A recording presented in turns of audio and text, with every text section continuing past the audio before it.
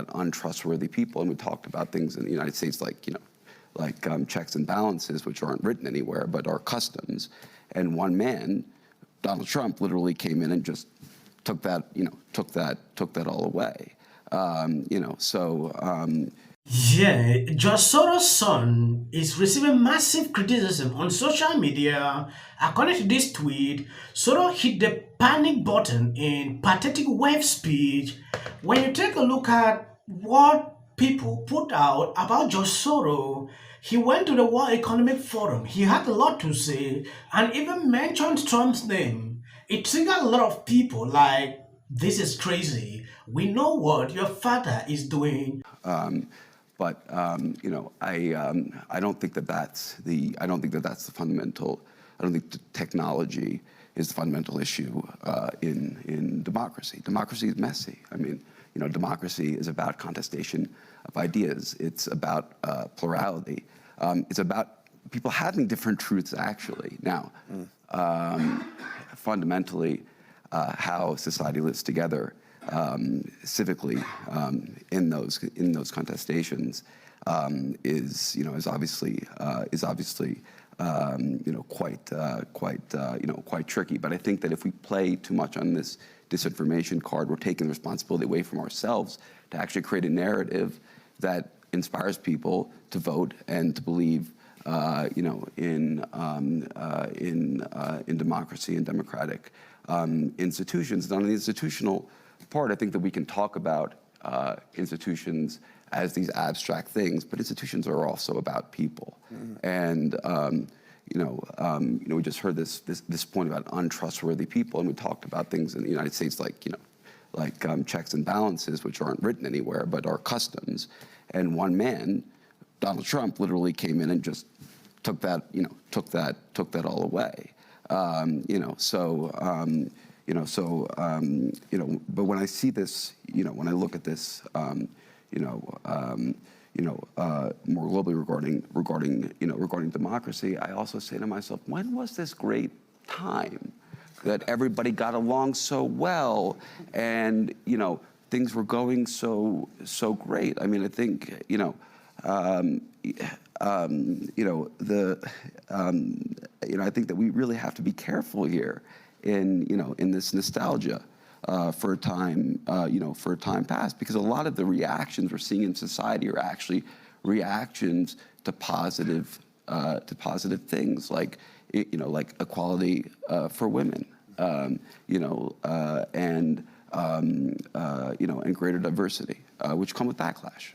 Yes, while we have witnessed how billionaires are panicking, there is one honest man. He actually spoke the truth. According to this article, the world billionaires don't understand why you are so worried about Donald Trump. That is a message out of the World Economic Forum in Davos, Switzerland, where global business leaders, diplomats, and journalists gather mostly to complement each other. Several business executives have noted a theme in their private discussion during the summit. CNBC reported this week U.S. industry leaders seems overwhelmingly nonplussed with the second Trump term.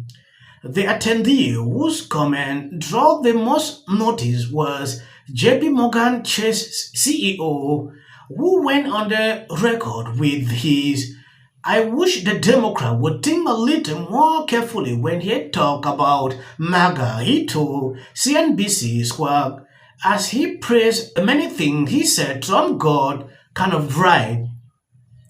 He was kind of right about NATO, kind of right on immigration. People are growing, they're hungry to grow, they're innovating, it's everywhere, it's not just Silicon Valley. So we've got this great hand, but when people say MAGA, they're actually looking at people voting for Trump, and they think they're voting, and they're basically scapegoating them, that you are like him.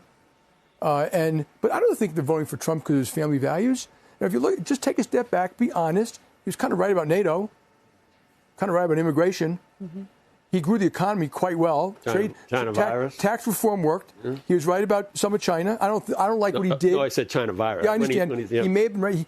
And I don't like how he said things about Mexico. I don't like, but he wasn't wrong about some of these critical issues. And that's why they're voting for him. And I think people should be a little more respectful of our fellow citizens. And when you guys have people up here, you should always ask the why.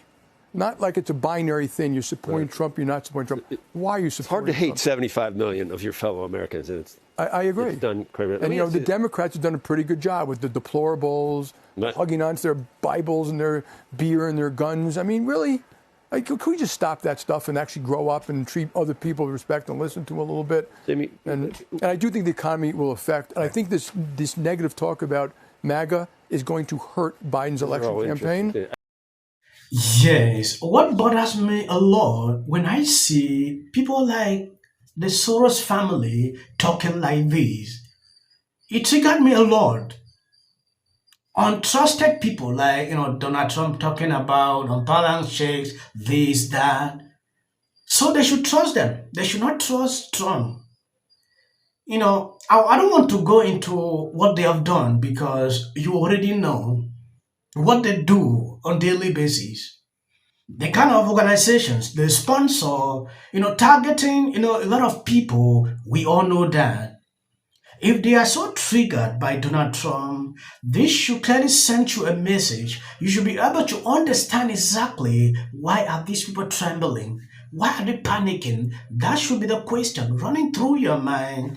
Like I have been saying, if I see someone that triggered the mainstream media and a lot of these people, I need to pay attention to that person. If you look through the World Economic Forum, what I saw was just panic about Trump. Some talks about how they're scared of the election, AI, this, that. What is going on? I think I played that video. Take a look at this. Their time of lording over us has come to an end. With lockdowns, riding over there in their beautiful, fancy private jets, while lecturing us at the same time, sometimes while on the plane, that climate change is an existential threat. I'm going to talk about all of it. I'll probably never be invited back, but considering that I never wanted to go in the first place, we are not just going to take this country back. We're taking back common sense for the world. Several House Republicans are pushing a measure that will bar the U.S. from funding the World Economic Forum. No funds available to the Department of State, the United States Agency for International Development, or any other department or agency may be used to provide funding for the World Economic Forum. If you saw the beginning of this video, before going to this place, he knows very well they will never call him up because they hate people that go contrary to their own ideas. Also not entitled to an opinion. Disinformation is a security threat. One of the reasons this issue has become so vexed in the United States, because now ordinary people are getting a lot of disinformation in social media. Here, because I think I've been invited here to be candid. Elites tell us that open borders and even illegal immigration are okay.